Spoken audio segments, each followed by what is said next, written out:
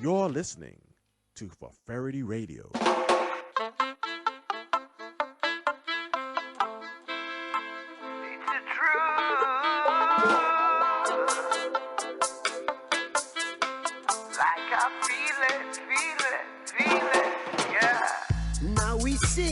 Talking about the future.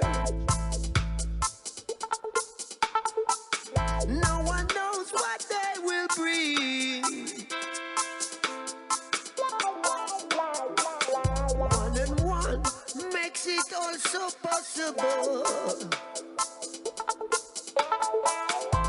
Know what I mean?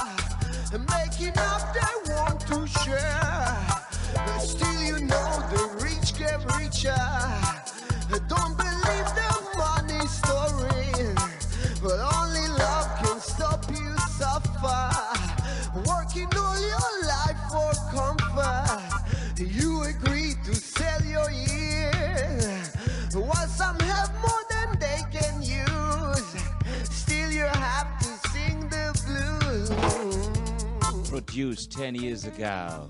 The Truth, Planet Man and the Internationally. Another UK. It's the truth, that's the truth. Make them so uptight. It's the truth, that's the truth. Make them so worried. It's the truth. Make them so uptight. It's the truth, not the truth, yeah. Scared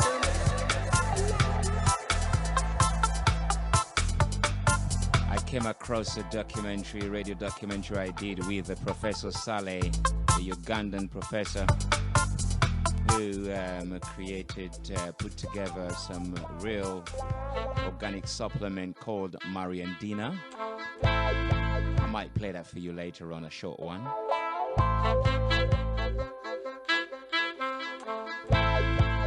to hear the voice of one of Africa's physician. The Truth, Planet Man.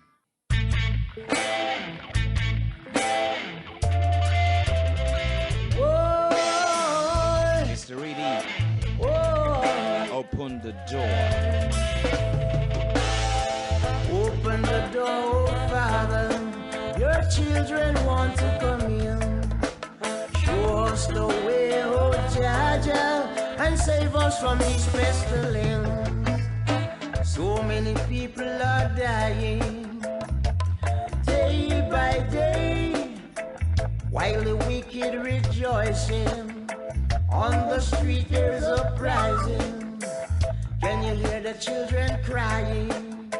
Them are weeping and are mourning. From the ghettos that they live in, the name of the game is surviving. All we want is our liberty. We are living in captivity. Belittle our integrity without any authority. Open the door, oh Father. Your children want to come in. Show us the way, oh Father, and save us from this pestilence. Whoa, yeah.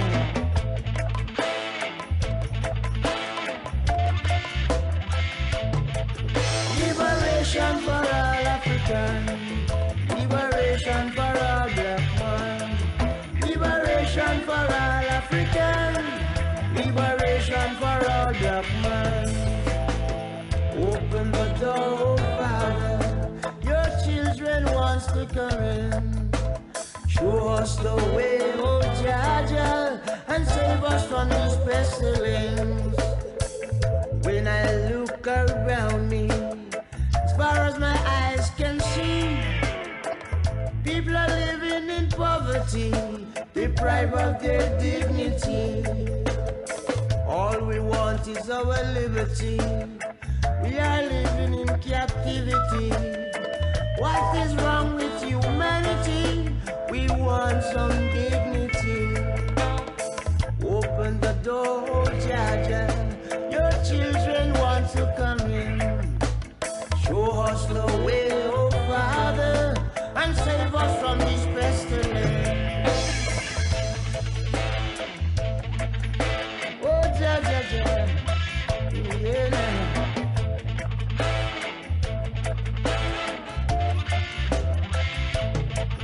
Liberation for all Africans. Liberation for all black men. Liberation for all Africans. And liberation for all black men. Open the door, Father.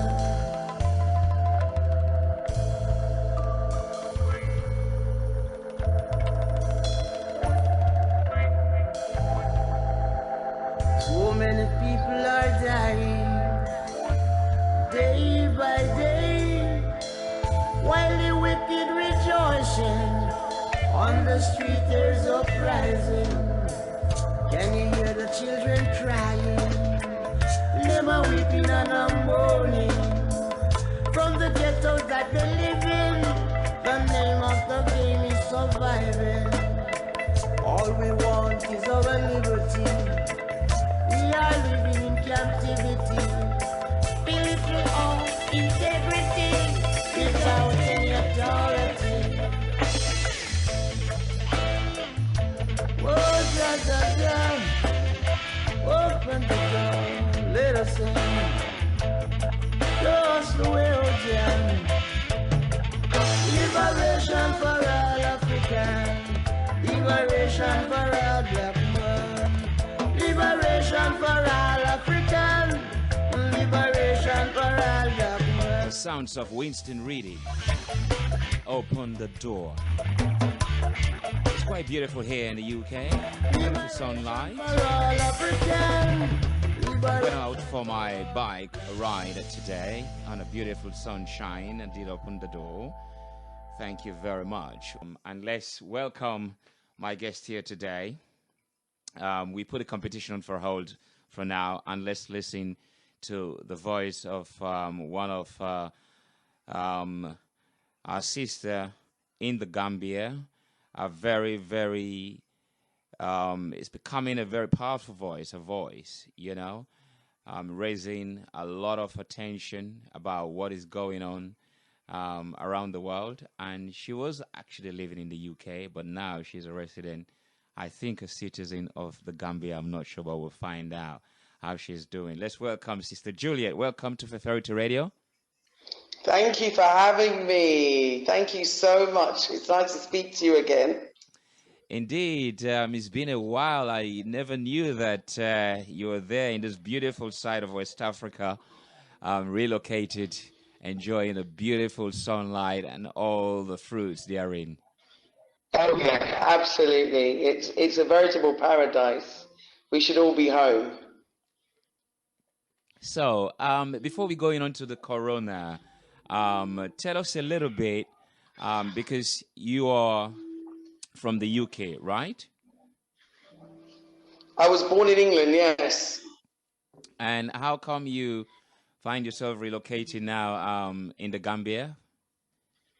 Tell us what happened. Well, I mean, coming to Africa, I mean, I'm a Garviite, I'm an African, and I'm basically a Garviite, and I always knew that the return home was essential.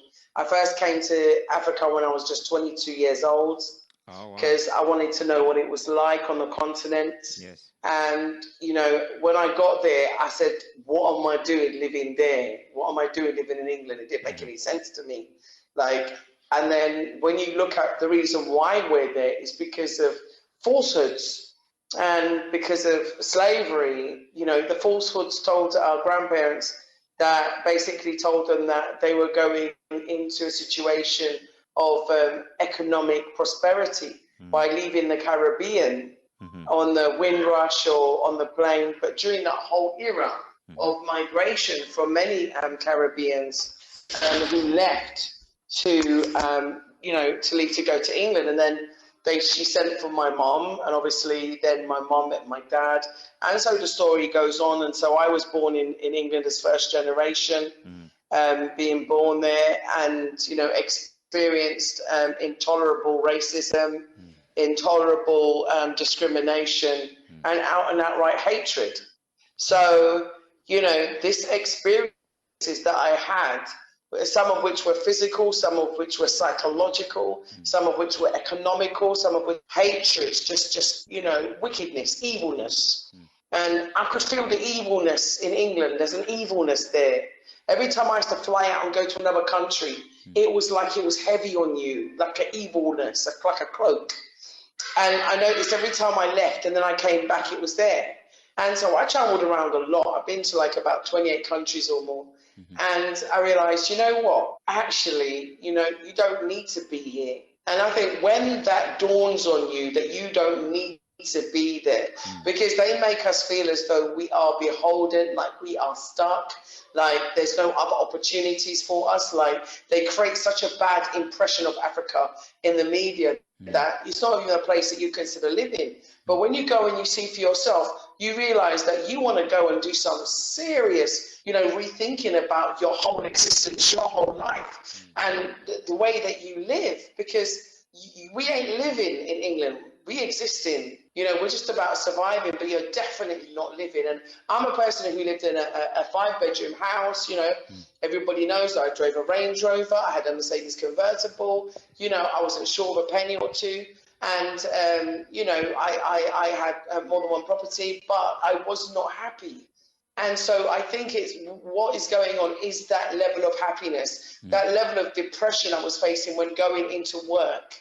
And feeling oppressed, feeling distressed. And every time that I was facing racial slurs or, a lot of those kind of the little cuts that you get with the microaggressions and the insinuations and the unspoken words and the being an outcast and being left out or being, you know, the center of the joke or the person putting their hand in your hair, or when you come in with an afro one day, they're asking you if you've had electric shock. I was tired of it.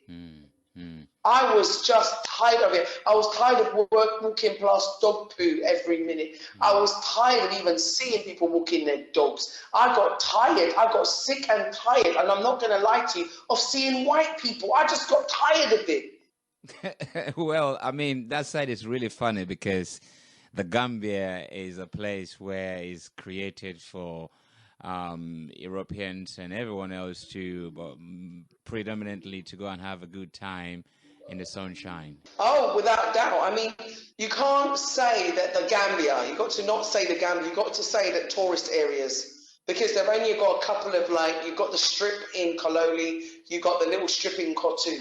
That is not the Gambia. And we have to stop listening to the media who were creating this false narrative. No, the reason I say that is when you said you're tired of seeing white people, I'm just making the point that, well, they're there. Oh, no, I live in a village, love. I live in a village with my people, yeah, my black people. That's where I live. I don't see white faces where I live. Right. I mean, I live in a village. Yeah. In Africa. I lived in Kololi. I moved from Kololi. And even when I was in Kololi, it's about where you go and what you do. It's who you choose to mix with. I didn't go down the strip because what am I going down the strip for? Yeah.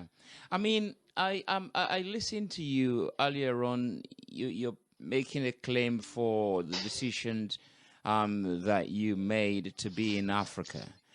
And it is very powerful, I should say. And also for me listening, it's with a great sense of sadness. The reason I say that is like we've swapped position, because I was born in the continent Sierra Leone. And I love Sierra Leone. Tell ya. And, you know, I'm here now. And I've had all my children here in the UK, except for my daughter, the last one. And what I'm saying is that it's not like I feel that my life is here, but somehow because of my children and the situation in my country, Sierra Leone, it's not an excuse, but I'm just listening to you. That sadness that, okay, what is stopping me and others like me to make that decision that you've made, in a sense that you were born here, and now it's like we've swapped position, we've swapped place. You see, so I feel this sort of sadness whilst you're talking, but at the same time, I'm really, really excited and proud for you, because on the other hand is, you know, we came here from the continent, and all the things you've just identified as a citizen that was born here in the UK, we saw. And we saw that, I mean, the most painful thing for me is not about the white discrimination, because you can say it's obvious, it's their place. But when you see your own fellow black people being so discriminatory, prejudiced about you and where you're coming from, I think that is more painful. To me, to be fair, yeah, I what you're talking about is prejudice. Prejudice exists everywhere, right? So I don't really look at that as an issue, so to speak, because I know the conditioning that our people have been through. I know the damage that has been done to our people. I know that they were on vessels where they weren't even allowed to talk to each other for 3 whole months in chains, half of which died and ended up in the bottom of the ocean. So I can't blame my people for being tortured. I can't blame my people for being robbed. I can't blame my people for being separated from their families and being torn apart. I can't blame my people for having religions that were beaten into them. I cannot blame my people. And so that doesn't sadden me. No, it doesn't, because I expect that after hundreds of years of abuse. Right. Yeah, I expect my people to have scars. Yeah. But what I don't want is for us to sit down in a society, in a situation with people who hate us and pretend that they love us. That's what I take issue with. Because what we're not doing is building our own home. We're building someone else's house. So we might as well still be on the plantation. What difference does it make? Yeah. Your taxes are still contributing to them being more racist towards you, making the divide between us as black people bigger, because they do it intentionally. Their marketing is intentional. I mean, the divide between black people Yeah. is intentional. Yeah, I mean, you see, it is good to identify what you're now saying. It is really good. Also, it is also good to identify others, because it is really good. What you're saying is that we should all think twice of where our places are. And, you know, for me, what I've seen here is that the idea of thinking about Africa, even the word Africa, brings a lot of dispute amongst black people, where some are saying, well, I'm not associated with that name because it's given by the same struggle that you're trying to fight against. And some will say, well, I don't have no relation to that part because my parents came, I mean, my great-great-grandparents came long way before that, so I don't have the connection. So there is discourses among how we represent ourselves. And at the same time, I'm hearing you saying, come home. You don't have to be born in the continent to be appreciated and welcome and being part of the family. Exactly. So what message do you have? Because the message, you see, that you have is not for us who are born in the continent. To some extent, it is, because some of us feel that you know, Africa, because we've left Africa for such a long time and most of our relatives have passed away. Some of us do feel like we don't have any sort of affiliation to that country anymore. So yes, you're speaking to us as well. That's why I'm saying in the first place, I felt this sense of sadness. But what would you say to, I mean, black British who were born here and then feel this sense of furtherness, distance about themselves and their black brothers in Africa and Africa as a whole? Well, firstly, the proposition of black British doesn't exist. It's a nationality. So let's just break that down. You're an African born in England. So let's change the description. We all originated from Africa, regardless of where we came via, through, over, or in. So that's the first thing. So black is the color, yeah? But who are you? What is your nationhood? What continent do you belong to? Because you were born in England does not mean that you look like the English. And this is what I'm saying. Many, many people that I have met that have gone the back way to go to Europe have deeply regretted their experience. Mm-hmm. Some who have ended up in these detention centers where they're abused, where they're beaten up. Just recently, as you saw, the brother, you know, Prince from Ghana, who died. He was neglected so badly, he died in a detention center.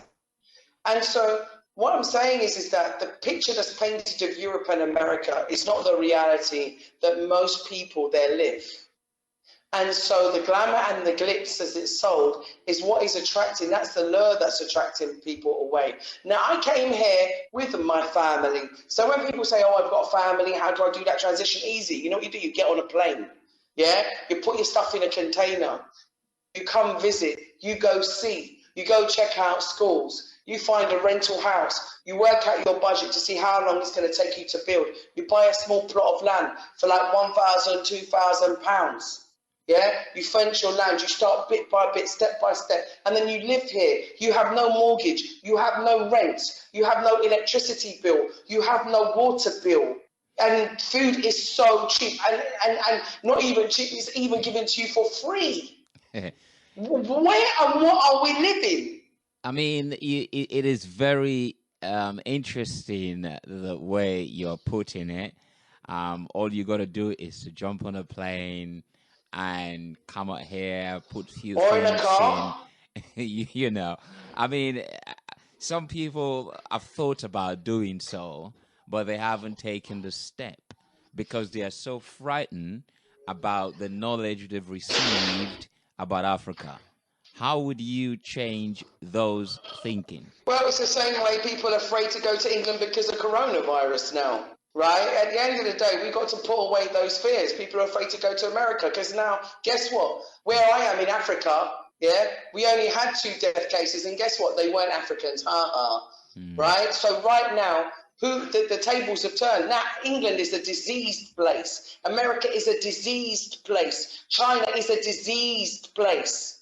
So now let's turn it around. Remember this, I don't see no children with big bellies that are starving with flies around their mouth. Yeah, all those perceptions that they gave us. There's no Tarzan and no African man with no bone through his nose swinging through trees. People live in the same kind of houses that you do in England, except for, you know what?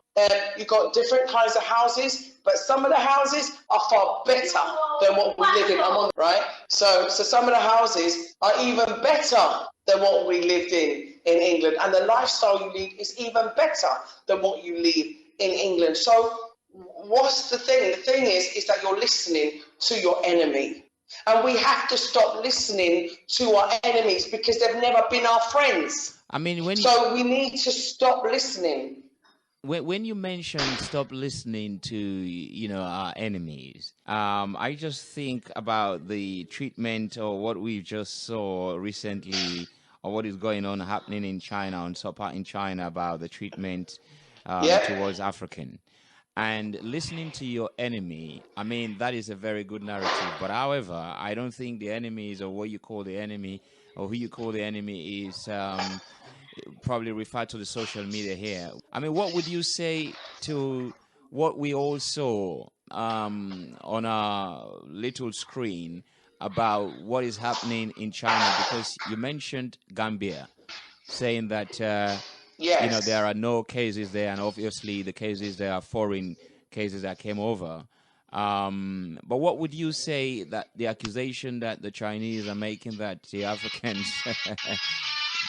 brought on the... Firstly, the first thing, I'd say is that there needs to be a worldwide boycott of black people, of anything made in China, produced in China, bought in China, anything Chinese, boycott it. That's the first thing I'm going to say, because we are the biggest consumers and we are feeding them. So let's stop feeding them. That's the number one.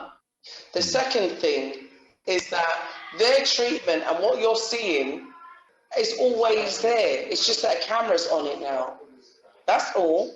Is that a camera's on it now. And because of the situation, it's a dire situation because of the coronavirus. That's why you're seeing it.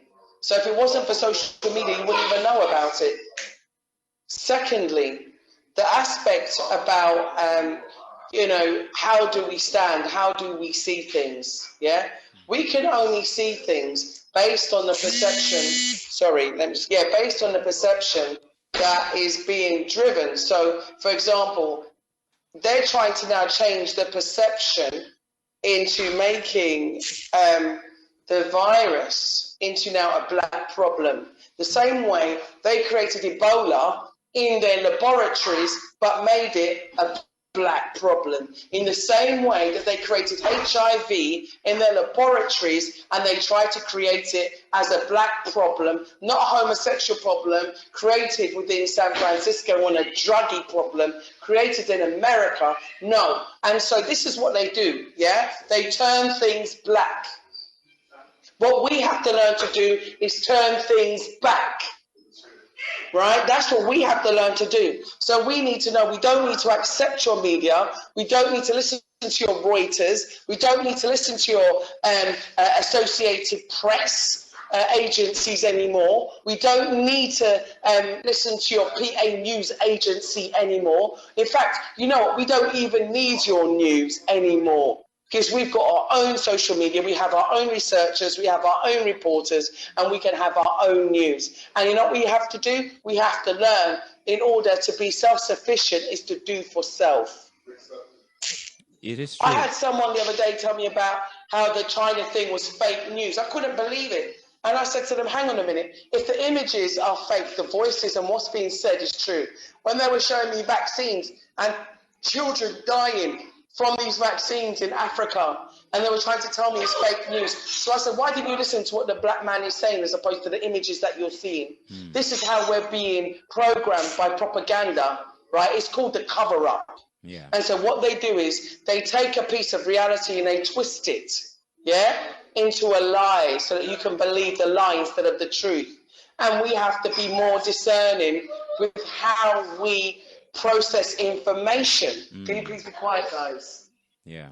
Yeah. You have to be more discerning about how you process information. There's a lot of misrepresentation, isn't it? Listen, it's intentional deception.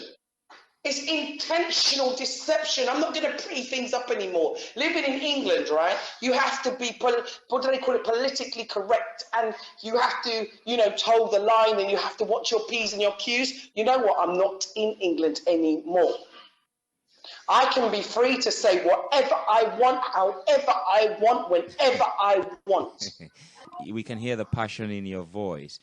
I mean, this situation, as it stands, we're all feeling it one way or the other, and it's got us to think about a lot of areas of our lives, i.e. economics, whether it be spirituality, religion, it be health, it be education. It's just changing the way we used to do things. I mean, from your perspective, what do you make of the coronavirus and the steps towards avoiding corona, which is the social distancing and the lockdown? What do you make in your own sense now? I mean, looking at the information so far and how you feel, what is your sense of what is happening? Well, firstly, a long time ago, I watched, twice, I went to go and see some people, controversial people, who were giving talks, because when I was in England, there wasn't that many people giving out that kind of information. So I would go to any talk and every talk by anybody and everybody to glean information, lectures and everything, because I knew something was coming and I knew something was wrong. And I knew I had to get out. There was no doubt about it. I could sense it. And not only that, by going, into the deep web, by seeing things that people were writing, things that people were saying, and all the indicators within films, within also social media and within the media, it was all pointing towards a big outbreak of bio-warfare. And I watched this thing on YouTube by a website, I think it was called Project Camelot. But I also used to watch Irritated Genie. I'd watch everybody and anybody that had an inkling on the inside as to something that was going on. And so as a result of that, I watched this interview. I actually posted it in a recent video on the Blacksit YouTube channel, which is the channel that we basically put all our content out onto, that Woda Maya created for us. Yeah. And so basically,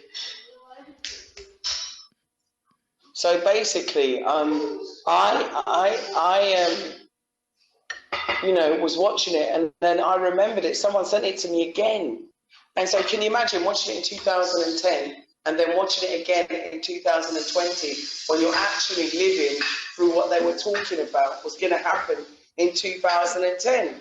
So, in the clip, right, it says that, China is going to catch a cold and that they were going to launch a flu-like virus there, basically. So it was like already out in the public domain that something was going to happen. They just weren't specific about time. But what they did say is that there were some preconditions to some other things happening. So as you saw other things falling into place, it kind of made sense that next was going to be the big viral attack.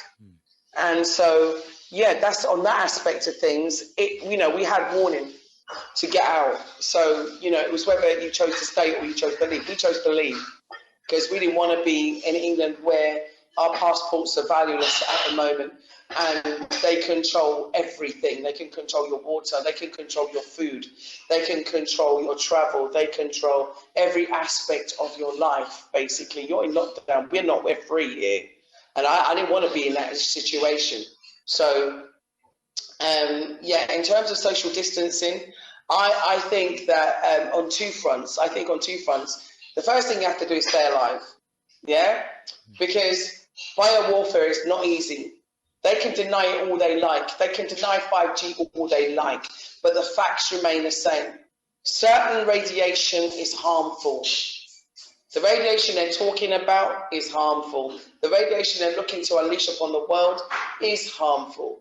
It's like microwave radiation, it's harmful. So, you know, that's one aspect. The other aspect is in terms of wearing masks and stuff, before you get anything, you spray it with antibacterial spray.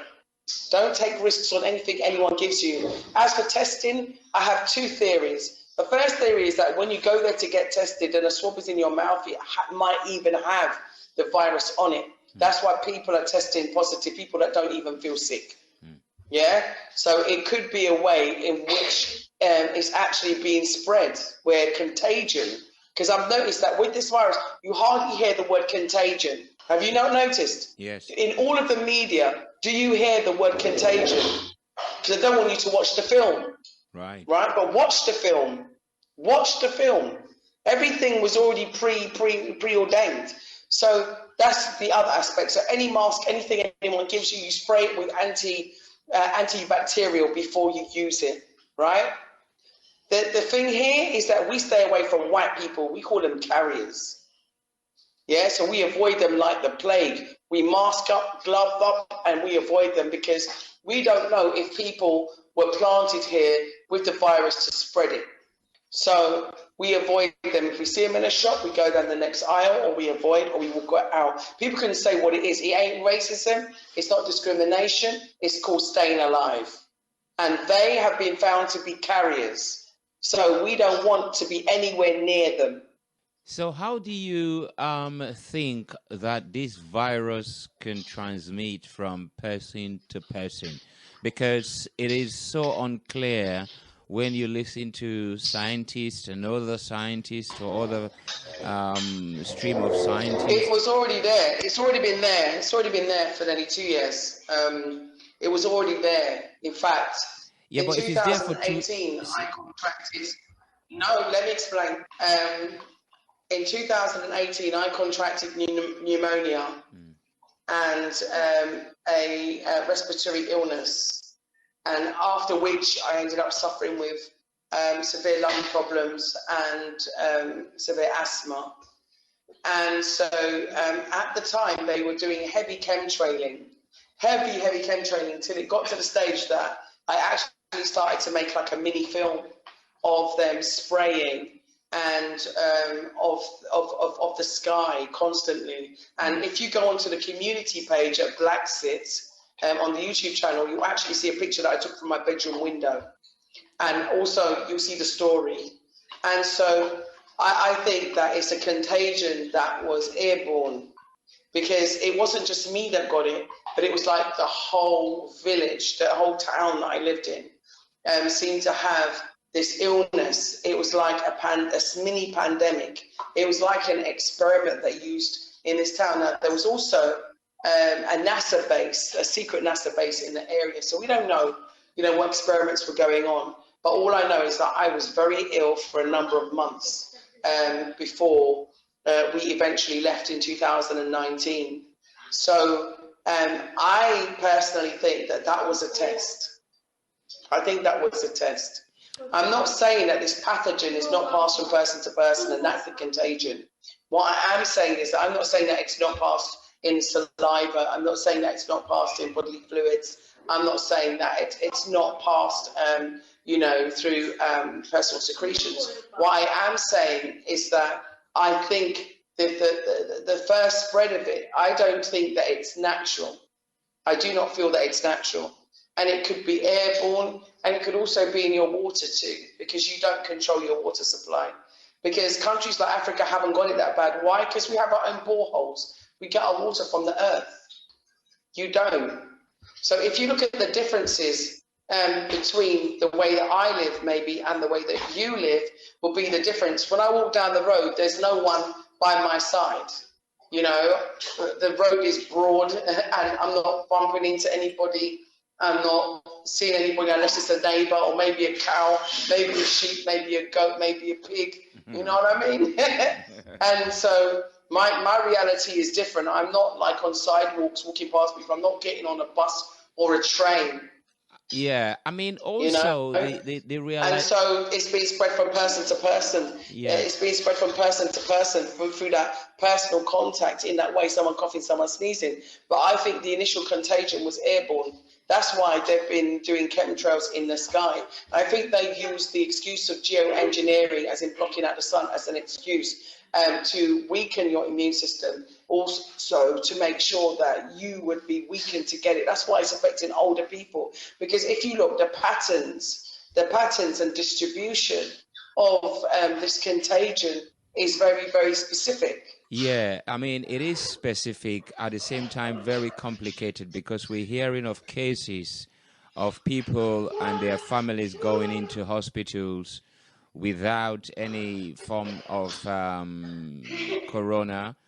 Tests were being carried out and it's negative, and at the same time these people are dying, and you know, they are now dying of corona, and some people are actually being sort of claim that they've got the corona, or being put in an isolation ward without any sort of test. Well, the test proved they're negative, but yet they've been put in an isolation ward. So it's a very conflicting one going on. I mean, what do you make of the idea? Because, like I said, this is a very complicated, trying times in our lives, a very testing one too. There is people talking about vaccination, compulsory vaccination, and also people talking about chipping. And if that's the case, if this is the case, do you think Africa is free from, like, you know, chipping? Well, yes, frankly, only people in like poorer villages might be susceptible to taking a payment for this. Yeah, I'm going to do it voluntarily. So I think it's different. Where you are, can be a mandatory situation, because they can say before you go on a train, you have to take, you know, this injection which has got nanobites in it. It could have any number of additional contagions in it. It could have certain, like I said, technology based in it, and not so much RFID chips because they're quite big. I would say small nanobites is what they'll be releasing. And secondly, I'd also like to say that I think the tests themselves, you know, seem maybe tampered with to actually have the pathogen on them. So when your mouth is swabbed, that's when the virus is now getting into your system. You never had it before. So that's why I say to people, most people can get over coronavirus without even going to a hospital by healing themselves at home. Yeah, and many people have recovered that way. You know, I've seen videos of people going into hospitals and there's no one there.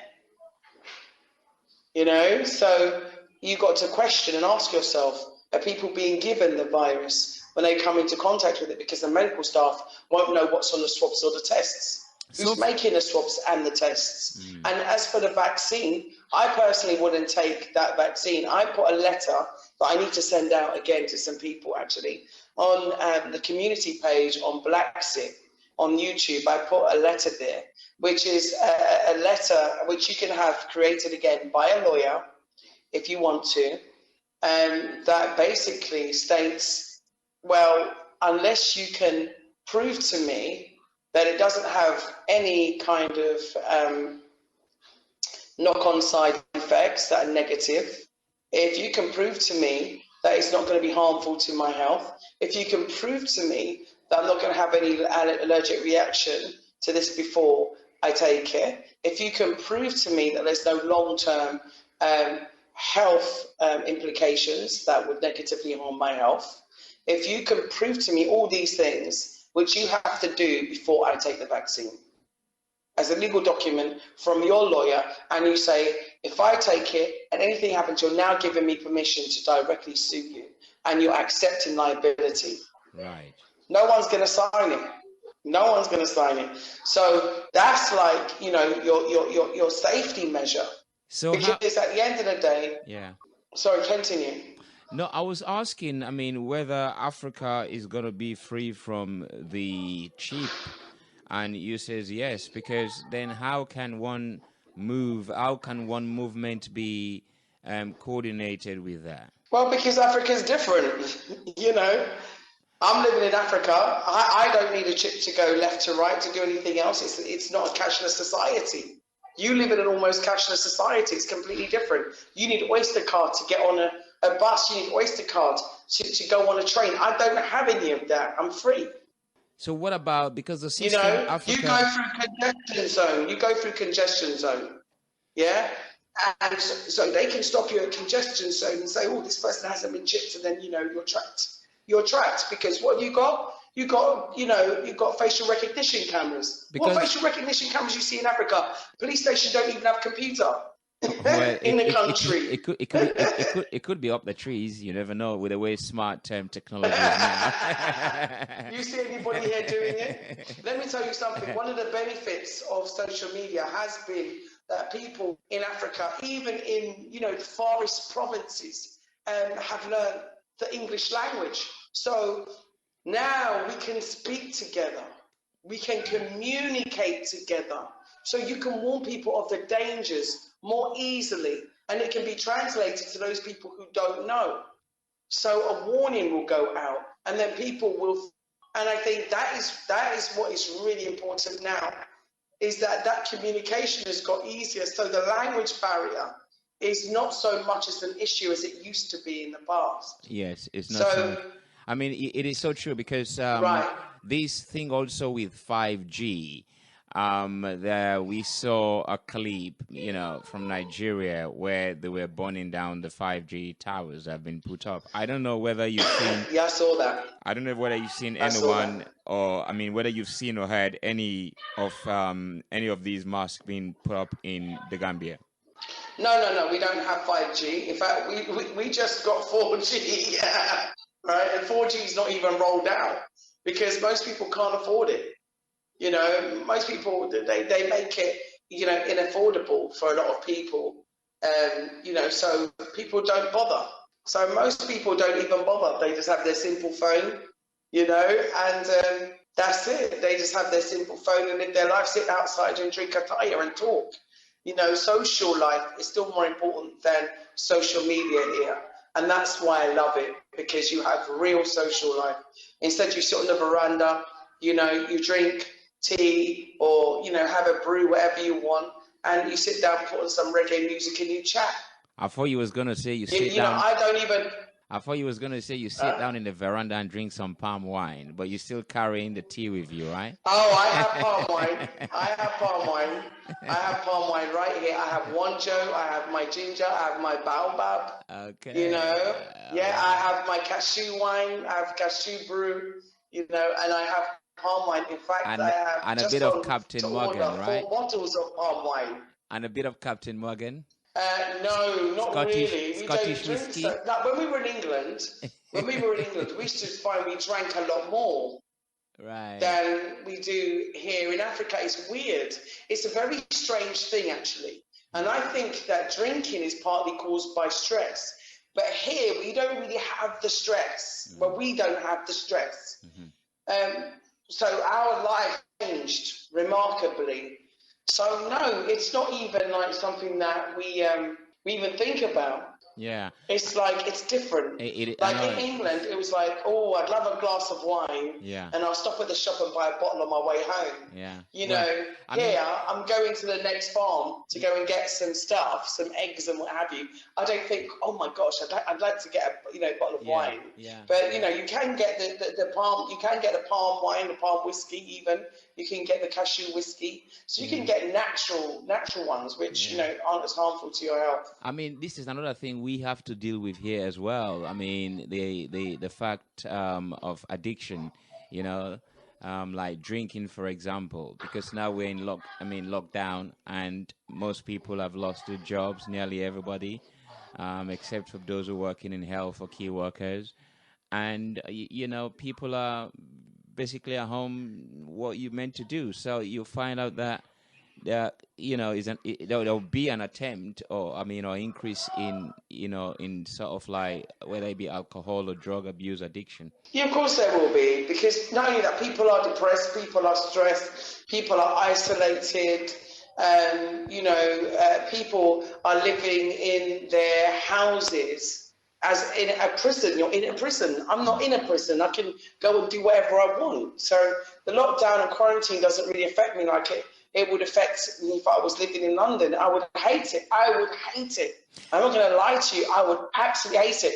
And I do know that my ancestors definitely made sure that I ain't there, because I would have gone up the wall by now. I couldn't take it. Because I'm a free spirit. I have to do what I want. Yeah. I have to be what I want, do what I want. So, I couldn't take it. So, yeah, I do think that there'll be a lot of mental issues, a lot of stress, anxiety, depression, and things coming out of this. And, there has to be something put into place to take into account the effect on people's mental health of this whole episode. Because if it is a psyop or a test, oh my gosh, can you imagine? That, now you're thinking, oh, I can't get a plane, I can't go anywhere. I mean, for me, I'm where I want to be. So getting a plane, it doesn't bother me. You understand? So I don't have mental stress. I have family in England even, and I told them to come. But like I said, the love affair with the West is sometimes... The love affair with the West and the trinkets and the fast internet and the shopping malls and the link to and desires of achievement that you want there and accomplishments that are linked there. It's all just one big facade. And this is the problem, is that we've been hoodwinked, we've been deceived about Africa. Africa has award ceremonies, Africa has everything that you have in the West. And it's just a shame that we didn't realise it sooner. Because most of us would have been here. Yeah. I mean, when you discovered, you made your mind up, how many times you went to the Gambia and looked around and feel comfortable with the environment and made a choice that, this is a place I wanted? Well, the first time I came actually to the Gambia, as opposed to any other parts of Africa, was in 2011. And when it was time to go home, for the first time, I was distraught. When I mean I was distraught, I cried. Wow. I bawled. I was inconsolable. Wow. I cried throughout the whole resort. I cried on the coach on the way to the airport. I cried all the way through the airport until I got to one woman who is at the last bit of immigration, and she said to me, "Why are you crying?" And I said, "I don't want to go back. I just don't want to go back. I found my home. That's not my home. Wow. I don't want to go back." And I was crying. And then she said to me, "Stop crying." So she goes, "Well," she goes, "Stop crying and start planning." Right. That's what she said to me. Stop crying, start planning. If you want to live here, you go back and you start planning. You come back, you find your land. And that's exactly what I did. So I went back and I kept coming back until 2015. I found a nice piece of land for £1,800. I tell you what, sister, just hold the line for 1 second.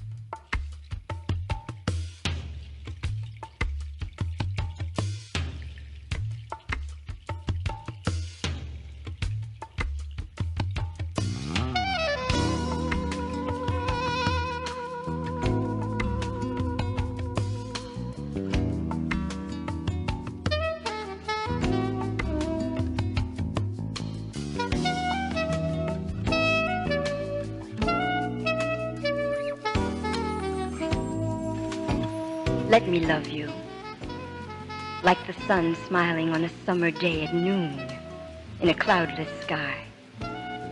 Let me love you like the moon in its fullness, devouring the darkness of the night. Let me love you.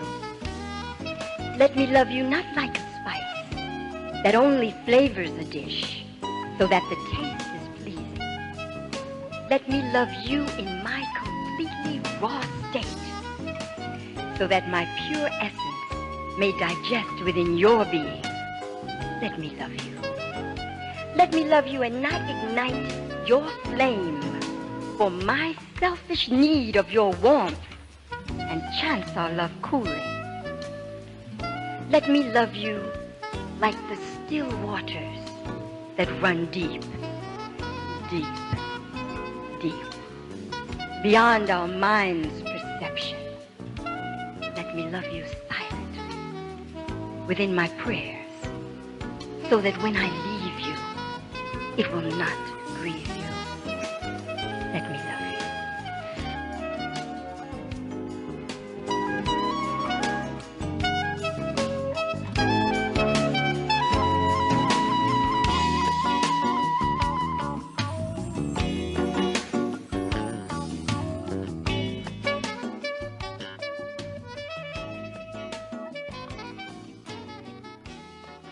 For Faraday Radio, your nostalgic station.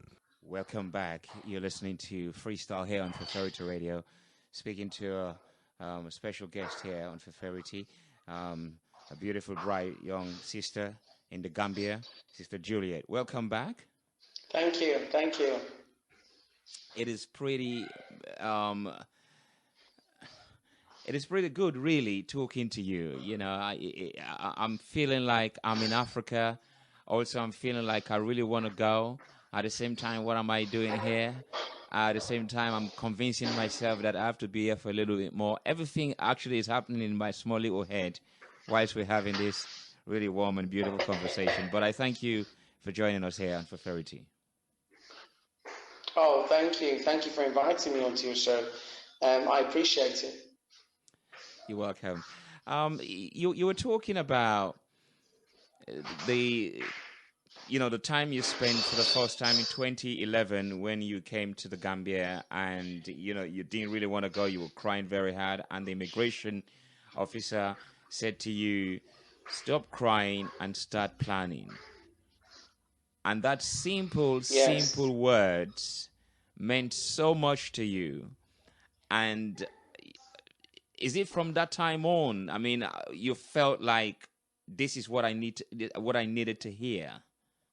Yeah, that, and obviously my husband, convincing my husband, we weren't married at the time, so my partner at that time, that that this is what we should do. So I cried and I cried. Even when we got to London, I hit Heathrow, Gatwick, it was even worse. And I saw the white people, I just got even more upset.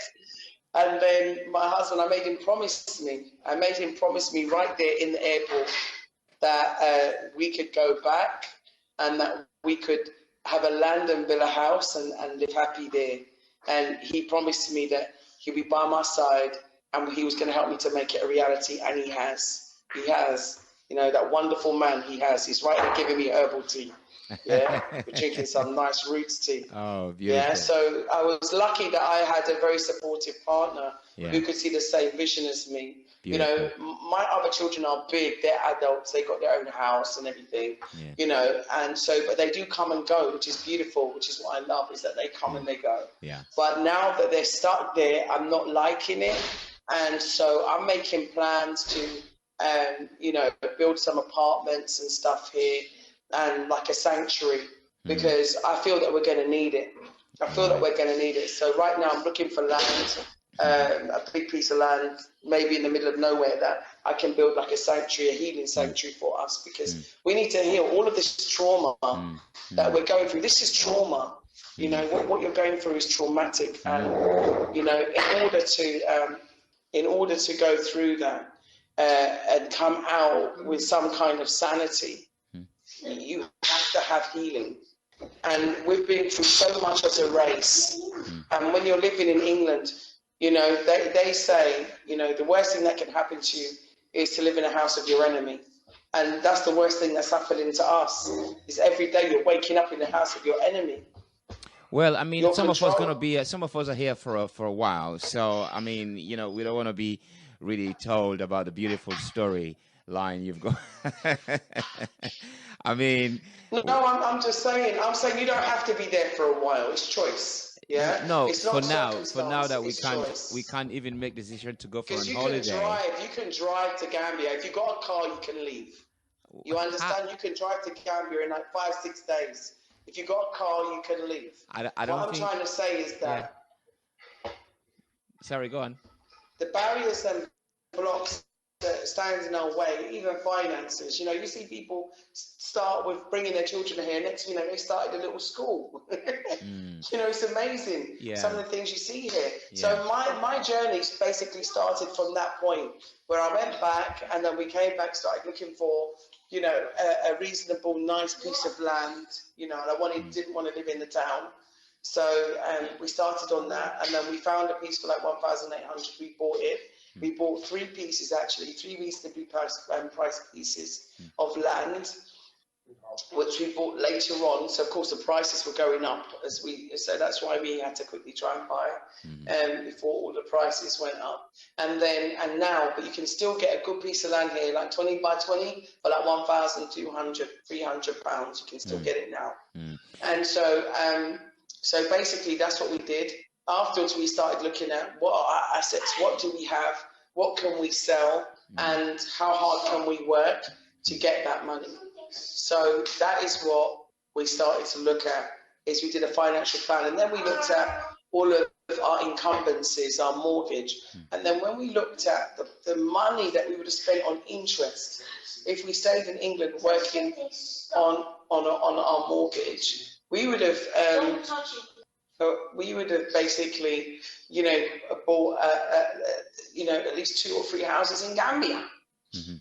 So I said, you know, why am I, you know, sitting here to pay off a mortgage, to pay off interest, to pay someone else off, to pay someone else's council tax, to pay someone's stupid TV license, to pay, you know, 4 sets of taxes before I even get my money. You know, to build to build another nation, to have my son educated where they're telling him that it's all right that he can wear, you know, and look like a girl. No freaking way. I'm sorry. It ain't gonna happen. To be telling my son, you know, having Stonewall assembly where they're telling my son about transgender and homosexuality and telling him that it's okay. No, not for me. It's not within my principles. So I can't live in that environment because it's not within my principles. My principles are different to that. It doesn't fit well with me. It's not the kind of black family unit that I was brought up in, that I felt comfortable with. So I couldn't feel comfortable in that environment. And so when I looked at schools here, and I realized schools here were really good, and I wouldn't have to deal with all of that agenda, LGBTQ, AGRSTUV, zoo, Z, the zoologist, agenda. I realized this is the place for me because he can be a child here. I mean, how can you pass a law in September where, you know, children are forcibly, you know, sold this LGBT agenda at just 4 years old, and you know, black people in England are accepting it and becoming, we all got to live and let live. No, I'm not going to. I can't. Well, I got to look after my children's future. Yeah, you have made, you know, the appropriate decision for you and your family. You know, it seems as if, yes, it was very difficult to make that transition. But also, on the other hand, you've got a very good help and support that could make it, you know, possible. It wasn't hard. It wasn't hard. You know, but what about people? It wasn't hard to make the transition at all. It was very easy. What about people? It was very easy. What about people who are single parent family with, like, say, 3 children within the range? That's easier for them. Within the range of 7 to 15, for example. And they're living in a council flat, probably not working at all. But they really find what you're saying really appetizing and encouraging and enlightening, and they want to make that move, but they're thinking, I can't. Well, if you start by thinking you can't, you can't. You know, you got to start with I can. You might not be working today, but you might be working tomorrow. You might go online and see a job that you can do from home. You understand what I'm saying? You might win the lottery. You don't know what might happen. Yeah, and life changes. But also, you might be living in your council house. You might be living in an area that's open to the scheme. And the scheme Which where scheme? they pay you for your council property and you can go anywhere in the world. And I'll send you more information about that because I did a program on it on my channel. And I think it says swap your council flat for a house in Gambia. And it's on the Black Sit channel. So I can't go into too much detail about it now, but it is there. And is that possible? I can send you all the information via WhatsApp. Yes, you can. Oh, right. Yes, you can. And you can do deals to make sure that, you know, you get the little money on top. So, you know, the way I see it is this, yeah, is that I was working at one stage as an administrator, right, in a HR department because I couldn't get any other job. Right. In a HR department at a university. Mm-hmm. I was earning £8.10 an hour. Mm-hmm. And, you know, I was taking terrible racism. I was experiencing terrible racism. Mm-hmm. And, you know, I used to keep a 50 Dalasi note under my keyboard. Mm-hmm. And I just used to, you know, use a percentage of my salary each month to build my wall. You know, on my land. Each salary I used to use to buy a piece of land. So I was just, you know, buying things cheaply. You know, you still get government money even if you're unemployed. So you can still save some of that. Because if you know you're going, you don't need half the things you need. I had the same winter boots for 4 years when I was in England. Right. I had the same winter boots for 4 years. I did not change them. I wasn't bussing fashion. I wasn't really going out. I wasn't doing anything. So I was just focused on returning back to Africa. So this is what it is then. I think in order to be able to make the move is making that decision, taking that decision and being really determined, I mean, with that decision and see it through. Because, you know, like you've seen here, we talk a lot about what we wanted to do each time, but we don't get to do it. Well, that's life, though. You got decisions and you make them, and when you follow through, life follows through. If you don't make the decisions and you don't make them, then you're always going to be stuck in the same position, complaining about the same thing, doing the same thing. You've got to decide that this is what I'm going to do, and I'm going to do it. I mean, it also, I mean, someone might be listening to you just to be balanced here and thinking that, well, yeah, I mean, you sounded like everything is going right for you. But what about the Gambians who are there and not able to have a food and, you know, buy a house or live in a big house? So, you know, yeah, you might see things from that sort of like everything is rosy, but not for some Gambians around you. What would you say? Well, I'll say that I worked for on a homeless project in England. I worked helping the homeless for years and years. I saw people dispossessed in England who never had nowhere to live, no food to eat in a developed country, who were sleeping out on the cold on the road at night after night. So I don't understand how that even correlates. I don't know anybody else's personal situation. I went to someone's place, right? And it was a basic traditional round hut. Yeah. And I went to go and talk about some lands. Yeah. When I got there and the man took me to his land, the land was 500 by 400. Wow. And that's square meters. Can you imagine? You're talking about 5 or 6 football pitches, right? Inland. Now, if you was to look at this man and see him in his round hut, but that's what he's happy with. So who am I to judge on whether you have or you don't have? Well, this is another thing as well because, you know... I've never seen anyone starving. I've never seen anyone homeless here. Yeah. I've never seen anyone homeless here in the Gambia. I thought I saw someone once, yeah? And I was like, Juliet, brownie points. So I went over there and I said to him, excuse me, hi, do you need somewhere to live? Do you need somewhere to stay? Are you homeless? The man looked up at me and he'd obviously had too much to drink. And he goes to me, I'm just cooling off. I had a lot to drink. And that was it. It's like, oh, okay. And then I walked off again. So you know, your perception of poverty, you know, one person eats, everybody eats here. Yeah. I mean, it is true. But it's just the lens in which we see Africa, which is the lens from which we look at it, the British lens, because we're here. So that's how we see, because a lot of people, when I've heard, and people will say, well, at least, you're from England, so that's why you're living like a, upper class, you're not living with the locals and blah, blah, blah. But again, not realizing it, that, like you put it, some of these, wealthiest men or women in the Gambia, they live in small hut. That's where they've been living. That's where they choose to live. It's not like they're poor. But if we look at that through our eyes here, showing us a little small hut in a little field, we're thinking that is a poverty life. So hence we have the perception, like you're saying, of how we view each other when we're trying to make a move to Africa. Yeah, this is another thing, is that, Africa is not England. Africa is not America. Africa is not Europe, thankfully. And so your perception is completely different and changed here, your mindset. When you go far towns and the provinces, like at Basay and Upper Region, and you see things, you never see anything so beautiful in your whole entire life. Just looking at it, makes you feel rich with beauty. And so there are different aspects of being rich. Right now, it doesn't matter if you own a private jet, your ass can't go nowhere. It doesn't matter how much money you've got.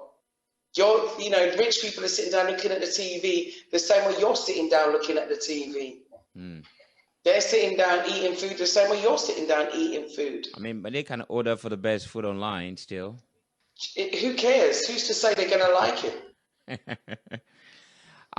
This is another difference as well with here, because a lot of now, we see a lot of takeaway delivery food from the big supermarket stores.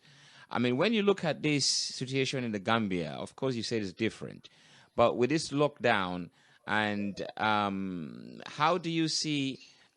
Is this still going on, or did you have the lockdown? And what's the situation now in the Gambia? Well, remember, you've got a pandemic there. We don't have a pandemic here. Well, this is a global. They said it's a global pandemic.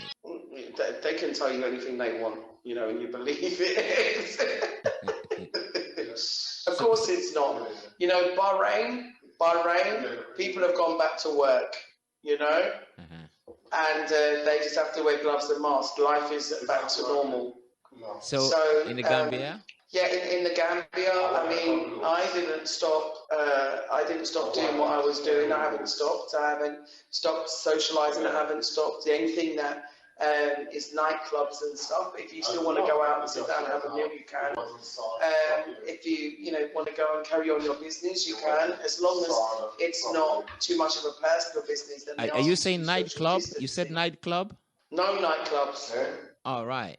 No nightclubs. No nightclubs, and not many of the restaurants are open, but there are still some.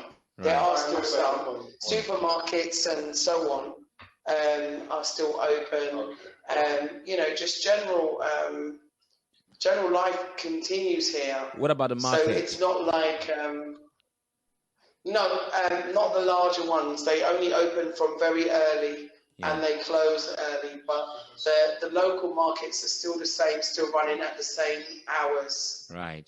So, yeah, it doesn't really make that much difference. I still go and get my fresh fish in the morning, go and get my fresh vegetables, go and get anything I want in the morning, and then, saunter back home and try and pick some mangoes off the tree. Take some jackfruit and get some cashew apples to make my juice when I go home.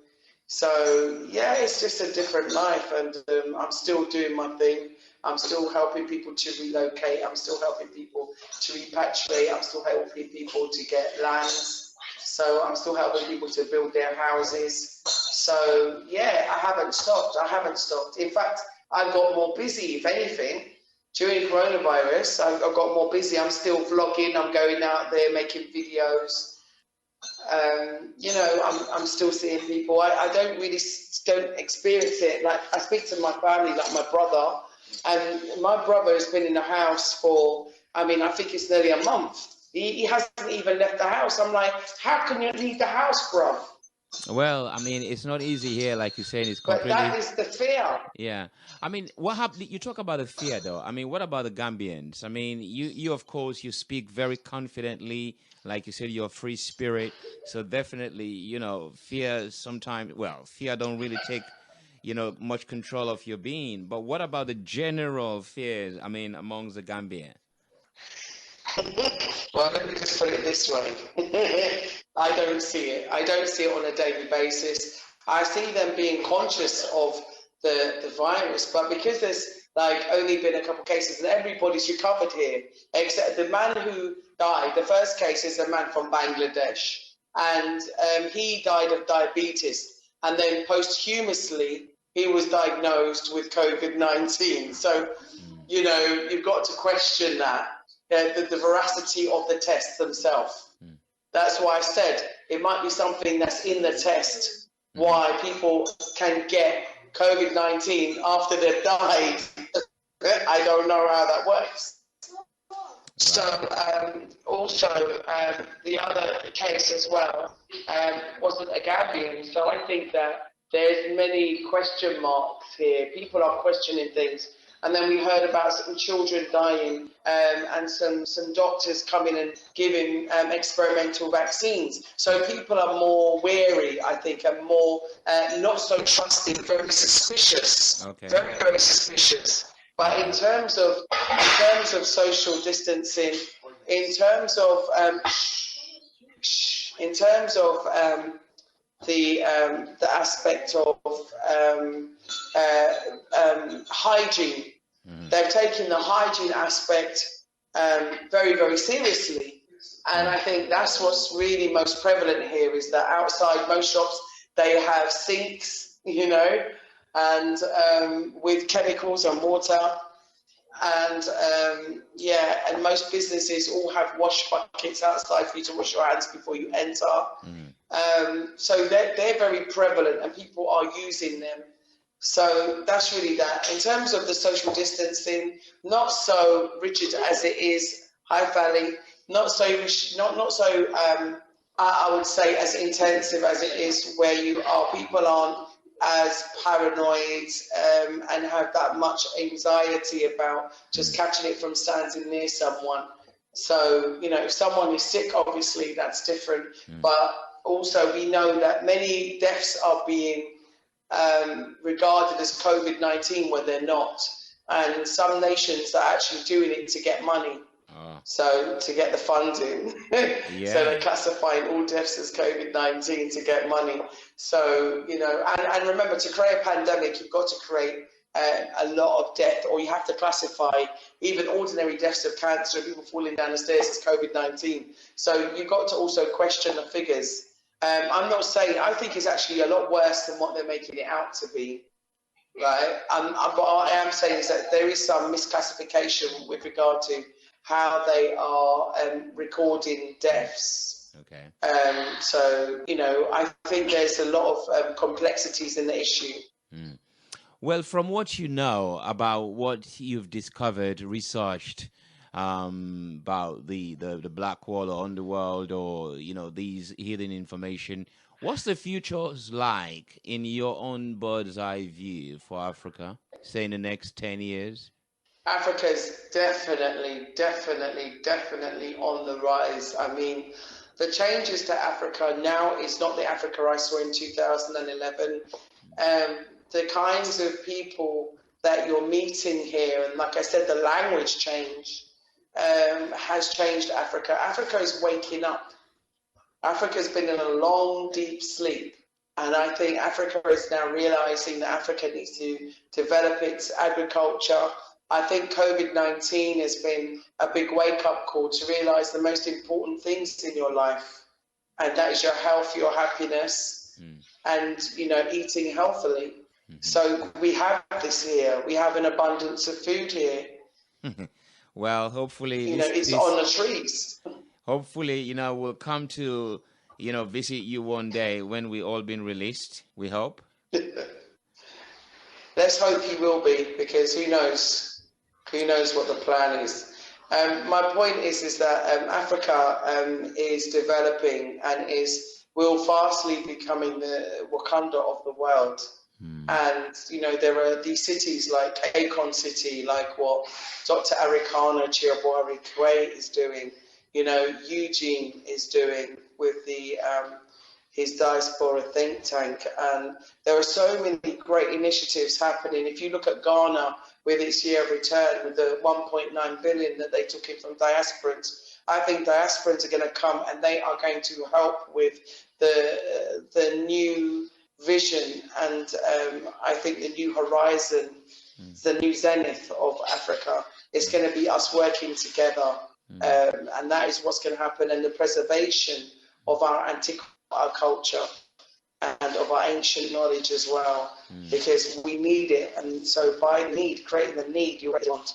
So yeah, I see Africa actually being the way forward, because we realize the basics that we need in life, and we can have it. If they stop giving petrol to a donkey, a donkey ride into town, I can, you know what I mean? And no one can stop my water, no one can stop my electricity unless they take the sun out of the sky.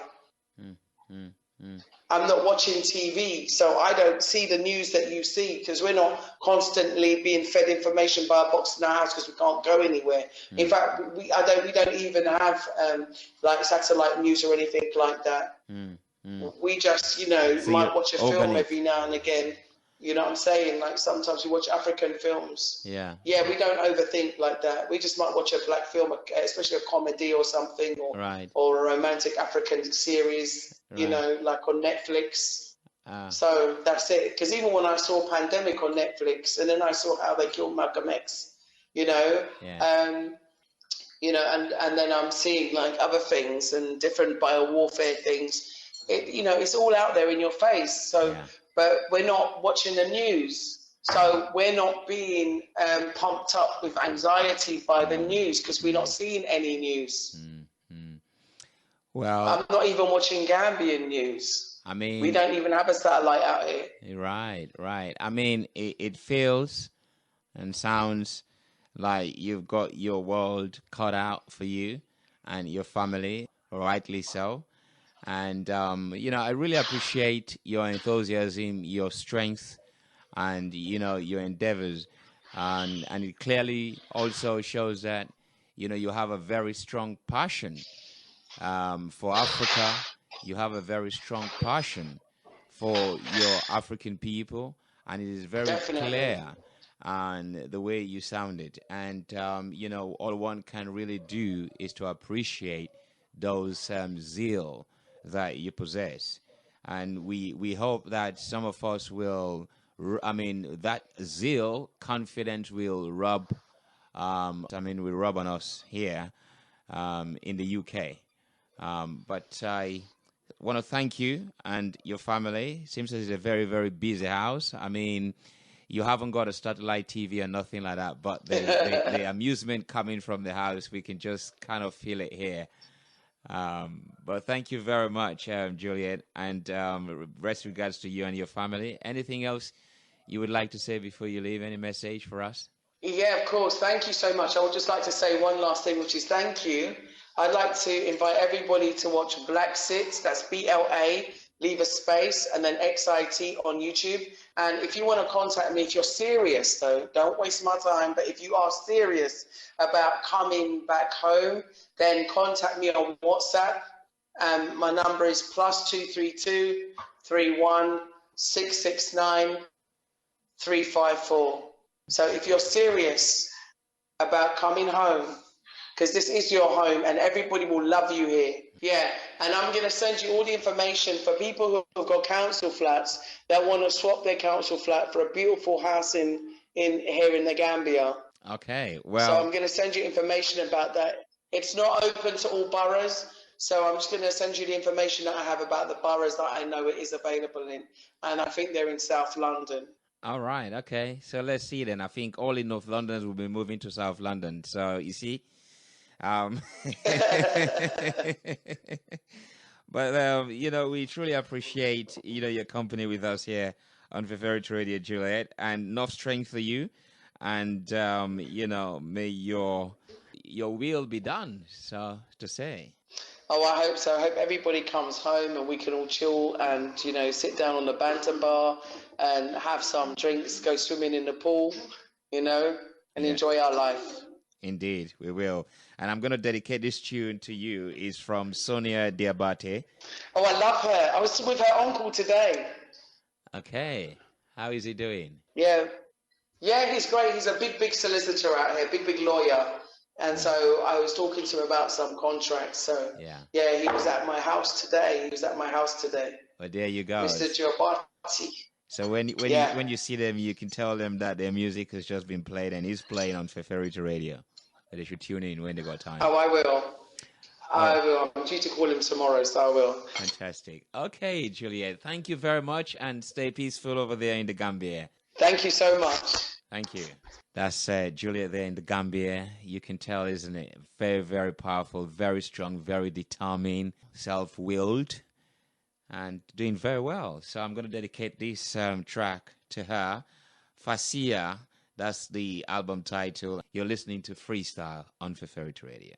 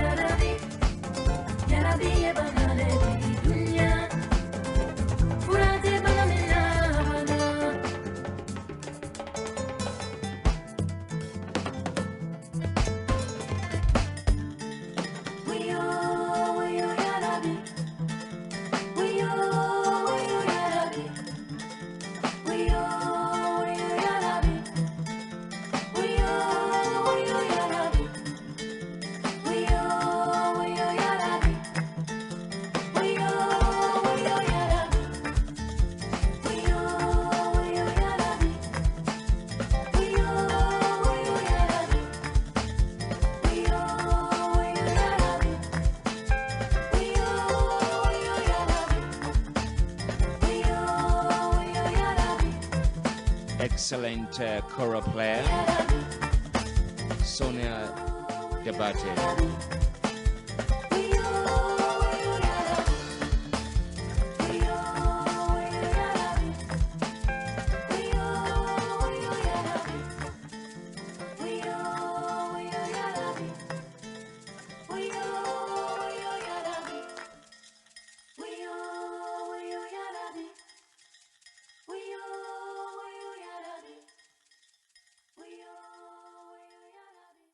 Cooling.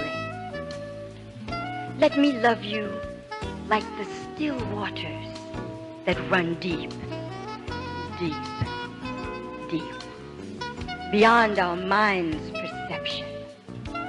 Let me love you silently within my prayers, so that when I leave you, it will not grieve you.